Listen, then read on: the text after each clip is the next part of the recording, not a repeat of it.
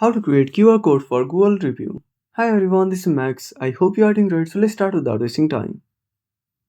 First of all, open up your web browser, tap on the search bar and search for Google Forms. Now open up the first website.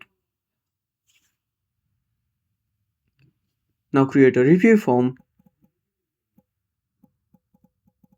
Now add questions. Now tap on send icon.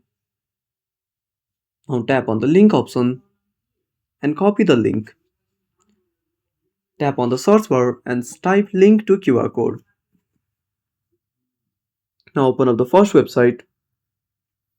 Now paste the link. Now click on customize and download QR. Now scroll down and tap on download QR code. So that's it. If you found this video helpful, smash that like button and subscribe our channel for more awesome content. Have a burning question about such a topic? Drop down a comment below. This is Max signing off until next time.